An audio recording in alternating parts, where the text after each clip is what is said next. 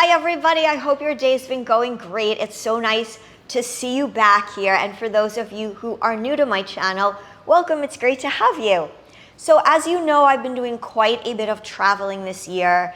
I decided that now that I will be 57 in a couple of weeks, it's the time while I still have enough energy and feel good to get in as much of this world as I can. And I have traveled while I was younger, but I've learned a lot about traveling this year, especially because I've been doing a lot of international travel. So today's video is dedicated to sharing my experiences on what is important to prepare when you're going on an international trip. Let's get started. So the first thing that's really important is setting up a backup plan for money. Traveling internationally is very different than traveling domestically because you need to take into consideration what type of currency is used, what the exchange rates are, and also what forms of payment are accepted in various things like restaurants, taxis, etc. So some of the things that I recently learned are as follows. The first is when you're planning to get an exchange, money exchange, go do that a little bit earlier. Believe it or not, I thought I could just walk into my bank and ask for an exchange, and I was told that they do need to order it and that I should give them at least 3 to 5 business days. So I would highly recommend that, and I also think it gives you more time to kind of shop around and make sure that you're getting the best exchange rates, because if you don't have the best rate, it is going to cost you quite a bit of money. Make sure also that you have alternative credit cards, that you're not just bringing one card.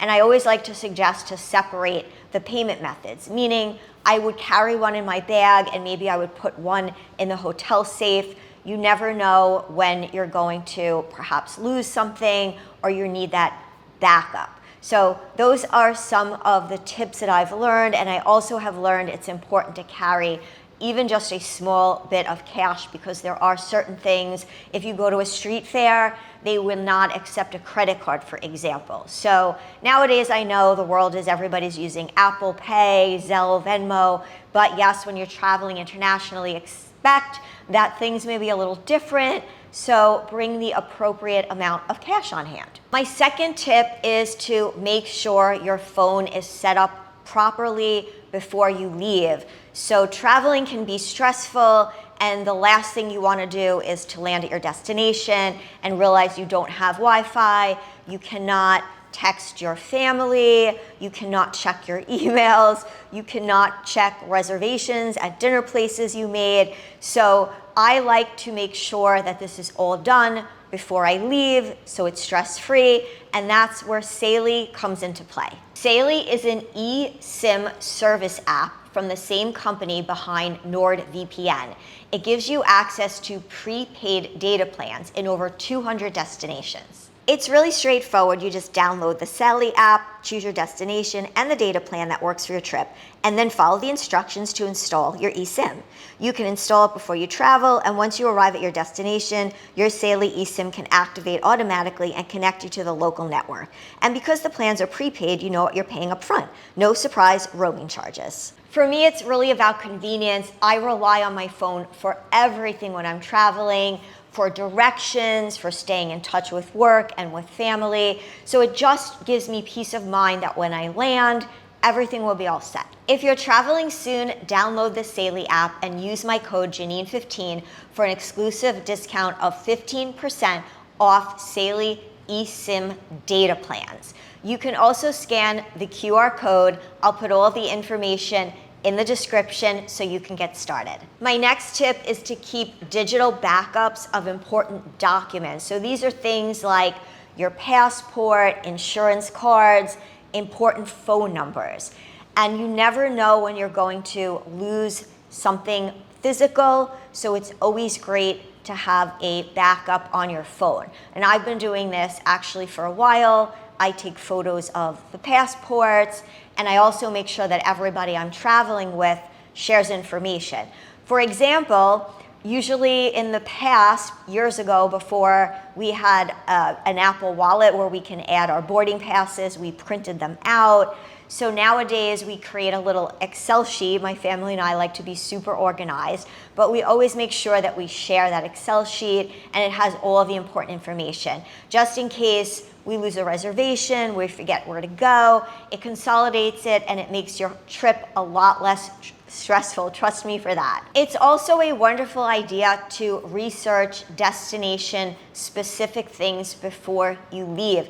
And this really can cover a myriad of different topics. But you should really know more about where you're going and what specific nuances there may be there. For example, the weather.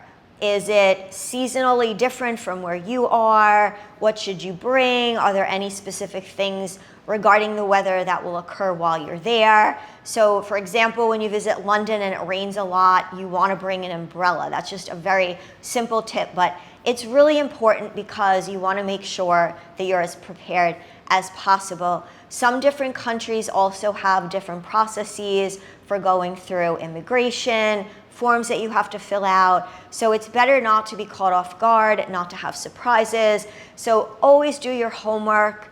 You're going on a trip, you want to have fun. The last thing you want to do is have something occur that you were not prepared for. And then my last tip, which is one that I recently learned because I went on an overnight flight to Japan, it was about a 22-hour travel day from where I am. And then when I arrived, it was 12 hours ahead of my normal time zone.